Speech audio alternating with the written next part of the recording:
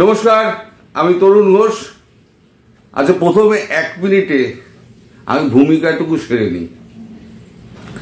আমি বলেছি যুদ্ধের বাজারে মাঝে মাঝেই ইনফরমেশন ভুল আসে। এগুলো ঝাড়াই বাছাই করতে গেলে কিছুটা সময় লাগে। অনেক সময় ঝাড়াই বাছাই করার পরও কিছু ভুল খবর বেরিয়ে যায়, এটা আমি মানি। এবং যেটা আমার কাছ থেকে ভুল খবর বেরোয় সেটা আমি কিন্তু পরবর্তী ভিডিওতে যখন বুঝতে পারি খবরটা ভুল, আমি বলে দিই এই খবরটা ভুল আছে। যেমন গতকালকে আমি বলেছিলাম যে ভারতীয় সৈন্য পাকিস্তানে ঢুকেছে। আমি ভোরবেলার ভিডিওতে 4টের ভিডিওতে আমি বলে দিয়েছিলাম যে খবরটা ভুল ছিল। পাকিস্তানের ভেতরে এখনো পর্যন্ত ভারতীয় সেনা ঢোকেনি। মিজান বাংলা বলে আমার একজন প্রিয় বন্ধু আছেন বাংলাদেশে, তিনি আমায় খুবই ভালোবাসেন। তিনি লিখেছেন, তরুণদা আপনি দয়া করে ভুয়ো নিউজ করবেন না, তাহলে আপনার ভিউজ কমে যাবে, আপনারই পেটে লাথি পড়বে। ভাই মিজান, আপনাকে আমি একটা কথা বলি যে এই ভিউজের জন্য আর টাকা রোজগারের জন্য কিন্তু আমি ইউটিউব করি না। আমি 2021 সালে আমি চাকরি ছেড়েছিলাম কোম্পানির সঙ্গে আমার গন্ডগোল হওয়ার জন্য, এবং তারপরে খেলার ছলে আমি ইউটিউবটা তৈরি করেছিলাম, শুরু করেছিলাম। আপনাদের বাংলাদেশেরই একটি ছেলে, সে আওয়ামী লীগ করে, নামটা তো বলতে পারবো না, এখন বাজার খারাপ। সে আমার পেছনে লেগে লেগে লেগে লেগে আমাকে 1 বছর বাদে আমার মনিটাইজেশন করিয়েছে। তার আগে আমার মনিটাইজেশনও ছিল না। তো নিছক টাকা রোজগারের জন্য যে আমি এই খবর টবরগুলো করি, এই ধারণাটা মিজান ভাই আপনার ভুল। আর দ্বিতীয় হচ্ছে, আপনি দেখেছেন যে ইদানিংকালে আমার ভিউজ অনেক কমে গেছে। আমার কেন, অনেকেরই কমেছে। তার কারণ হচ্ছে অ্যালগরিদম মাঝে মাঝে ঘুরিয়ে দেয় যাতে কেউ না হ্যাক করতে পারে। তার জন্য ওই অ্যালগরিদম নতুন সেটিংয়ে যেতে গেলে একটু সময় লাগে, তার জন্য ভিউজ কিছুটা ডাউন হয়ে যায়, রেকমেন্ডেশন হয় না। ফলে এটা ভাববেন না যে আমি শুধু রোজগারের জন্য আমি এই ইউটিউব চ্যানেলটা করেছি। এটা আমার সময় কাটানো একটা, আর নিজের ফিল্ডের মধ্যে থাকার আমার একটা ইচ্ছে ছিল। তাই সেখান থেকে এই ইচ্ছে পূরণের জন্যই আমার ইউটিউব চ্যানেলটা করা। সেখানে আপনারা সবাই এসে যোগদান করেছেন, তার জন্য আমি আপনাদের কাছে অত্যন্ত অনুগৃহীত। এবার আসি মূল খবরে। সেটা হচ্ছে ভারত। আমি বারবার বলি না, ভারত বারবার আমি বলছি যে যুদ্ধ টানতে চাইছে।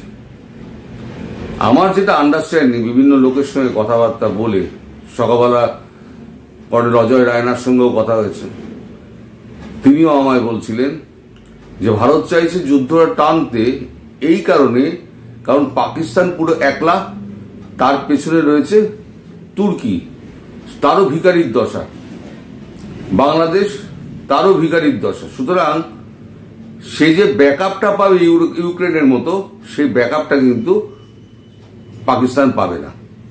তাদের কাছে সীমিত গোলাবারুদ, সীমিত তেল, সেটাকে ভারত শেষ করতে চাইছে। প্রথম কি করলো? প্রথম হচ্ছে কামিকাজি ড্রোন দিয়ে সমস্ত এয়ার ডিফেন্স সিস্টেমটা নষ্ট করে দিল, মানে যোগাযোগ ব্যবস্থা পুরো শেষ করে দিল। এবার যেটুকু মানে রাস্তাঘাট রয়েছে সেগুলোকে নষ্ট করলো, যতটা যোগাযোগ ব্যবস্থা নষ্ট করা যায়, কমিউনিকেশন নষ্ট করা যায়। এইবার হচ্ছে যুদ্ধকে টেনে যাও, টেনে গেলে কি হবে? এই যে আর্টিলারি ফায়ারিংটা হচ্ছে, এখনো কিন্তু হচ্ছে। রাজৌরি থেকে পৌঁছে এখনো কিন্তু ওই পালিয়ে গেছিল, তারপরে আবার ওখানে সৈন্য পাঠিয়েছে, ওখানে পাঠিয়ে এখন আবার আর্টিলারি শেলিং হচ্ছে। এই আর্টিলারি শেলিং যত হয় ভারত চাইছে তত করে যাক। আর ভারত কি করেছে? সারা এই সকাল থেকে রাত অব্দি, সন্ধ্যে অব্দি মাছির মতো পাকিস্তানের আকাশে সমস্ত কামিকাজি ড্রোন এবং কিছু ফটোগ্রাফি করার মতো ড্রোন ছেড়ে দেওয়া হয়েছে। এই যে আপনারা বলছেন না কোনো ছবি পাওয়া যাবে না, কোনো ছবি পাওয়া যাচ্ছে না, সব ভুল হচ্ছে, অমুক হচ্ছে, মানে ভুল তথ্য দেওয়া হচ্ছে, এই সব ছবিগুলো কিন্তু পরে ইন্ডিয়ান ডিফেন্স পরে কিন্তু সব প্রকাশ করবে। কোথায় কত ক্ষতি হয়েছে, কত বিল্ডিং পড়েছে, তার কত প্রাণহানি হয়েছে, সব কিন্তু ছবিগুলো একেবারে পর চলে আসবে। তখন বুঝতে পারবেন যে কি কাণ্ডটা ভারত করেছে। এখন এই যে গোলা বারুদ এখন যে চলছে, আজকে পৌঁছে আবার বেড়েছে, আবার একটা গুরুদুয়ারে বেড়েছে। তাতে কি হয়েছে, আরো 3 জন মহিলা মারা গেছেন, 15 জন গ্রামবাসী নিহত হয়েছে। আচ্ছা, এবার আপনার একটা মসজিদের উপরও হামলা হয়েছে। ভাবুন, আজ শুক্রবার, জুম্মাবার, একটা মুসলমান দেশ আর একটা দেশের মুসলমান মসজিদে জুম্মাবারে হামলা চালিয়ে সেখানেই ওই 15 জন মারা গেছেন। 4 জন মহিলা রাস্তায় ছিলেন, তারা রাস্তা চলাফেরা করছিলেন, তারা ওই যে মসজিদ ভাঙার যে আঘাত, সে আঘাতে, বিস্ফোরণের আঘাতে তারা মারা গেছেন। আর একজন আমাদের সেনা সদস্য, শেলিং এর ফলে আমাদের সেনা সদস্য একজন মারা গিয়েছেন। এই ক্ষয়ক্ষতিগুলো কিন্তু হচ্ছে। ভারতের যে ক্ষয়ক্ষতি হচ্ছে না তা নয়, ভারতের ক্ষয়ক্ষতি হচ্ছে, কিন্তু ভারত চাইছে আগে শেষ করুক। যখন শেষ হয়ে যাবে, গোলা বারুদে যখন টান পড়বে, তখন ইন্ডিয়ান ফোর্স তখন ঢুকবে। এটা হচ্ছে আমাদের আন্ডারস্ট্যান্ডিং। এখন সরকার বা ডিফেন্স ফোর্সের কি তাদের প্ল্যান আছে না আছে সেগুলো তো আমরা জানি না, আর প্রকাশ করবে না, এগুলো নিয়ে আলোচনা করে লাভ নেই। এখন তাহলে কি অপারেশন সিন্ধু 2.0, তাহলে আবার কি হবে? হবে কি, এই ড্রোনগুলো যেমন ঘুরে বেড়াচ্ছে, কামিকাজি ড্রোন ঘুরে বেড়াচ্ছে, যেখানে টার্গেট করে দেবে সেখানে লক করে দিলে সেখানে বিস্ফোরণটা হবে। সেগুলো বুঝে সেনাবাহিনী করছে, আর এক দল ড্রোন ছবি তুলে যাচ্ছে। ঠিক রাত্রিবেলাটা হবে, আবার ভারত শুরু করে দেবে, হ্যাপি দিওয়ালি শুরু করে দেবে। আবার দেখবেন সন্ধ্যাবেলা থেকে কালকে যতটা হয়েছিল, আমি বলছি দর্শক, কাল যতটা হয়েছিল তার দ্বিগুণ ভাবে হবে। আজকে তার মাত্রা কিন্তু দ্বিগুণ হবে, এসকালেশন ক্রমশ বাড়বে। কালকে কিন্তু ছোট এসকালেশন, আমরা বলছি ভয়ঙ্কর, কারণ আমরা প্রথম দেখছি, কিন্তু সামরিক বাহিনী এগুলো করে অভ্যস্ত। তারা বলছে এটা ছোট এসকালেশন, তারপরে বড় এসকালেশন কি মাত্রায় হতে পারে এবার ভেবে দেখুন। গতকালকে যে ঘটনা ঘটেছে, মানে গত রাত জুড়ে যে ঘটনাটা ঘটেছে, যেটা নিয়ে আমি ভিডিও করলাম, তাতে পাকিস্তানের সাধারণ মানুষের এত ক্ষয়ক্ষতি হয়েছে, তারা এখন ক্ষেপে রাস্তায় নেমে গেছে। তাদের কাছে না আছে খাবার, না আছে ইলেকট্রিসিটি, না আছে জল। তারা এখন পুরো সেনাবাহিনী দেখছে, সেনাবাহিনীকে গাড়ি থেকে নামাচ্ছে, টেনে হিঁচড়ে কলার চেপে ধরে বলছে, তোদের জেনারেল কোথায়? তোরা আজকে আমাদের দেশের এই হাল করেছিস, আমার তোদেরকে ছাড়বো না। এবার সমস্ত মার্চ শুরু করেছে পিটিআই,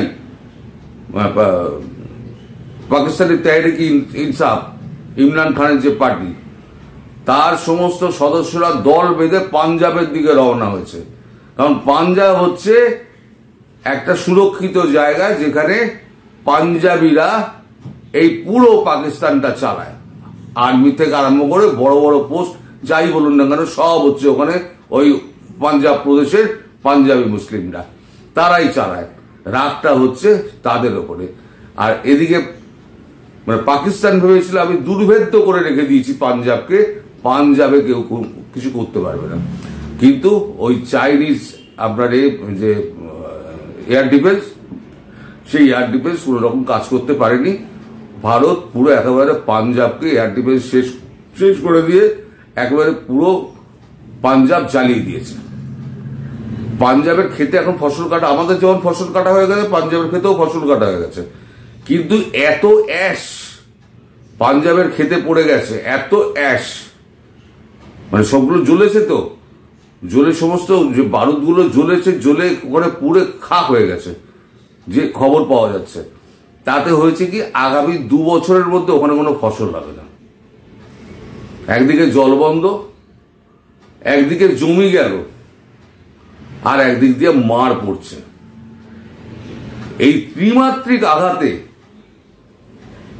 মানে পাকিস্তানের অবস্থা কিন্তু খারাপ।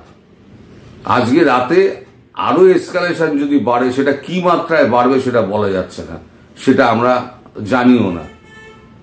এদিকে আমেরিকা পরিষ্কার বলে দিয়েছে, ভাই আমি এর মধ্যে নেই, তোমরা করেছো তোমরা বুঝে নাও। ডোনাল্ড ট্রাম্প, জেডি ভান্স পরিষ্কার বলে দিয়েছে তোমরা করেছো তোমরা বুঝে নাও। ইসরায়েল বলেছে আমায় ডাকলেই আমি চলে আসবো। রাশিয়া বলছে যুদ্ধজাহাজ পাঠাবো, আরো কটা লাগবে, সেনা পাঠাবো, কি অস্ত্র লাগবে বলো। পাকিস্তানকে পাঠাচ্ছে তুর্কির ওই একটা ছোট জাহাজ, তাতে খাদ্যপণ্য আছে, নাকি অস্ত্র আছে তা জানা যায়নি। সে 3 কিলোমিটার দূরে, 3 কিলোমিটার না 3 নটিক্যাল মাইল দূরে বন্দর থেকে, করাচি বন্দর থেকে দূরে দাঁড়িয়ে আছে, সে ভিড়তে পারছে না, কারণ করাচি বন্দরটা একেবারে তছনছ করে দিয়েছে। মালগুলো নামিয়ে মালগুলো নিয়ে যেতে হবে তো, ট্রেন সবই তো ভেঙে দিয়েছে, তা মালগুলো নামবেই করে। এই হচ্ছে বর্তমান অবস্থা। এই অবস্থার মধ্যে এখন আজকে রাত্রিটা খুব ভয়াবহ যাবে, আন্দাজ করা যাচ্ছে ভীষণ ভয়াবহ যাবে। সেটা কি লেভেলে হবে সেটা আমাদের কোনো আন্দাজ নেই। এখন তার জন্য আমাদের অপেক্ষা করতে হবে। আজকে হয়তো আমাকে আবার রাত জাগতে হবে, আপনারা হয়তো রাত জেগে বসে থাকবেন। এখন দেখা যাক, তখন আবার দেখা হবে। যদি সেরকম হয় তাহলে রাত্রিবেলা আমি একটা লাইভ করব। আজ মনে হচ্ছে একটা লাইভ করা দরকার। আপনারা জানাবেন যে আমি লাইভ করলে আপনারা রাত্রিবেলা থাকবেন কিনা, কারণ রাত্রিবেলা কি হয়, লাইভ করলে একটু আওয়াজ টাওয়াজগুলো কম হয়, কারণ আমার রাস্তার ধারে বাড়ি তো, সারাক্ষণ ওই ট্রাক যাচ্ছে, বাস যাচ্ছে, গাড়ি যাচ্ছে, এই সারাক্ষণ 24 ঘন্টা লেগে আছে। শুধু রাত্রিবেলাটুকু আমি একটু শান্তিতে যাতে করতে পারি, তার জন্য আমি রাতের বেলাতে করব। আমায় আপনাদের মতামত জানাবেন প্রত্যেকে কমেন্টে। আর এটা জানবেন যে আমি ইচ্ছে করে কোনো ভুয়ো খবর ছড়াই না। হ্যাঁ, খবর করতে গেলে, কাজ করতে গেলে দেখুন 2-4টে ভুল হবেই, যে কাজ করবে না তার ভুল হবে না, আমারও 2-4টে ভুল হয়, কিন্তু ইচ্ছাকৃতভাবে আমি কখনো ভুল করি না, বা মানুষকে উদ্দেশ্য প্রণোদিতভাবে ঘুর পথ দেখায় না, উল্টো পথ দেখায় না। এটা আমার স্বভাব বিরুদ্ধ। আমি নিজের কাছে নিজেকে পরিষ্কার রাখি। আপনারা সবাইকে বলে দিলাম, আপনারা সবাই ভালো থাকবেন, সুস্থ থাকবেন এবং সাবধানে থাকবেন। আর লাইভ করবো কিনা আপনারা সবাই কমেন্টে জানাবেন, কোন সময়টা হলে আপনাদের ভালো লাগবে সেটাও আমাকে জানাবেন। নমস্কার।